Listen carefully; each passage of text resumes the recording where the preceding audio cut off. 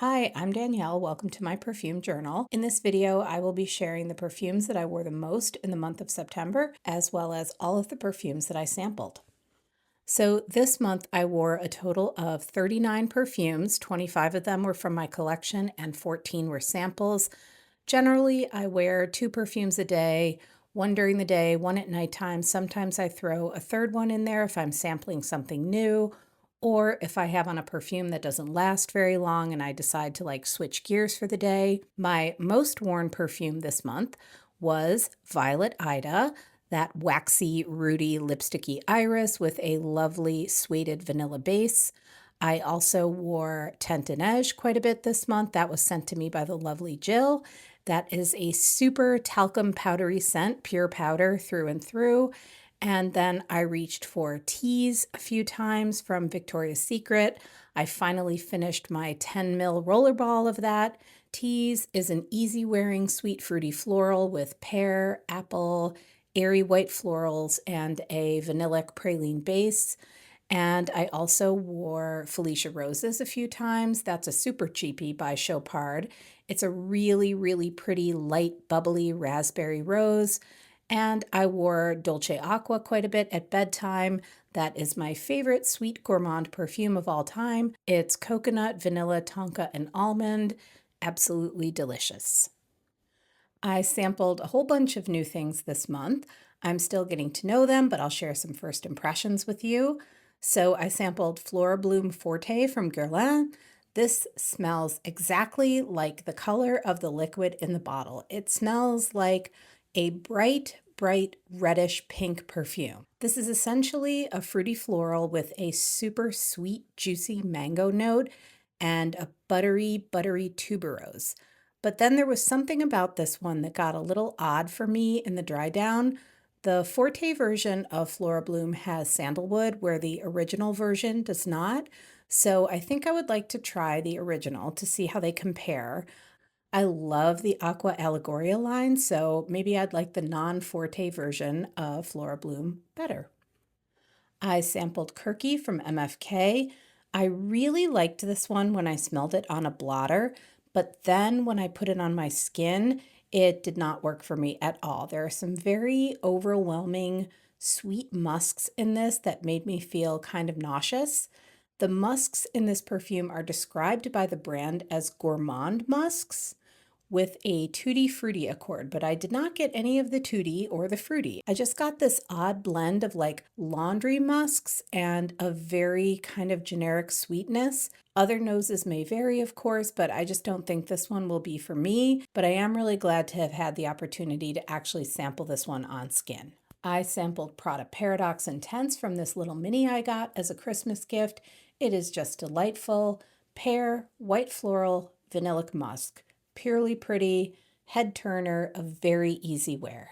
I have just about finished up this little decant of Rouge Trafalgar that a friend gave me. And this is a great example of why I have to really, really wear something several times before I can make up my mind about it. At first, I was obsessed with this fruity floral. I thought it was wonderful. It's a very crisp strawberry, cherry, grapefruit forward kind of a scent, and it was just about to end up on my wish list. But something happened the last time I wore this, and the dry down was not agreeing with me at all. It was really weird. So there was something about the musk in the base that just all of a sudden turned on me. So this perfume will now be a fond memory rather than a very expensive regret. I was lucky enough to sample the gorgeous Comète from the Chanel Les Exclusifs line. This was sent to me by the lovely and wonderful Betty. Thank you, Betty. What a beautiful astral powdery scent. This smells like a puff of powder shooting through the night sky like a comet. I adore this perfume. And as much as I love my affordable gems, I have to say, I do love the experience of wearing a quality luxury perfume.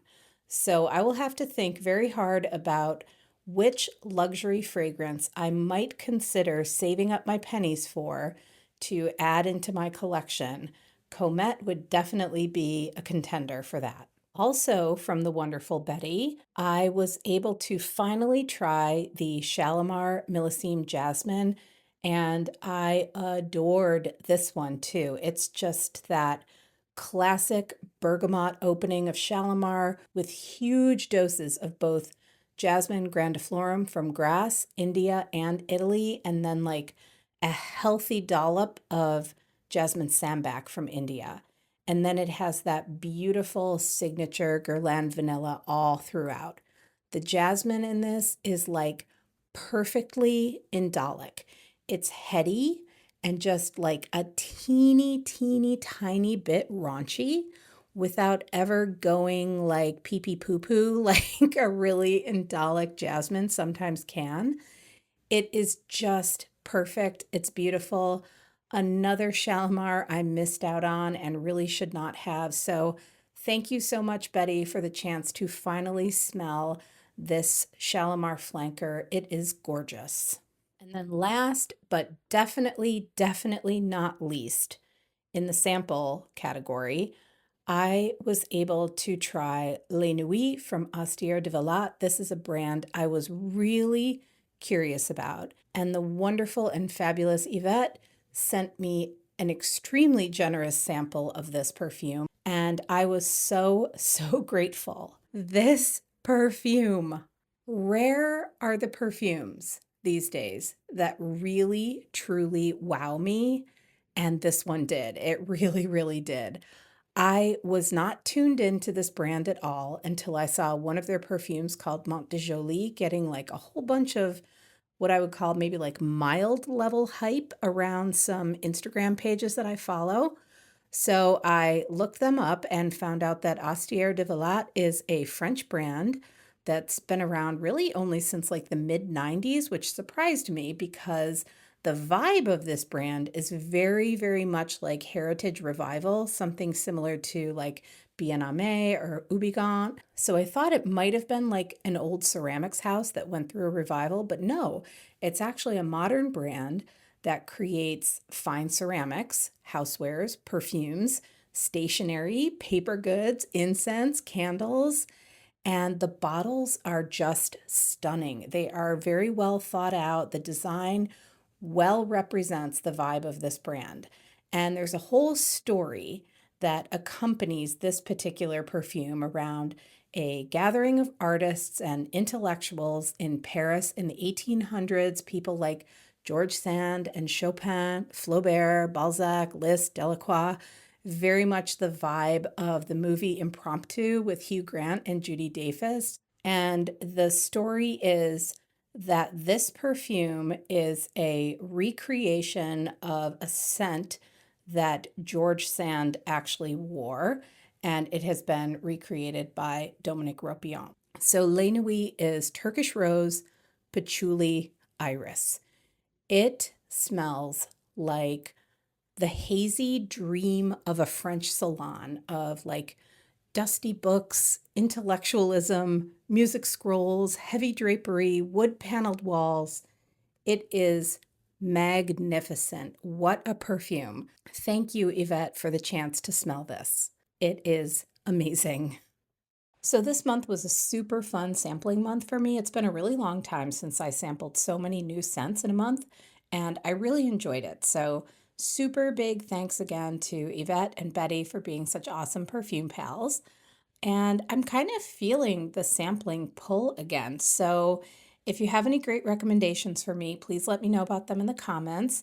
I write down every single recommendation that I receive here, and I feel like I'm going to be trying some more new things in the future.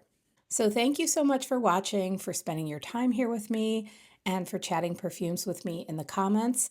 I hope you have a really great day, and I'll see you in the next video. Bye.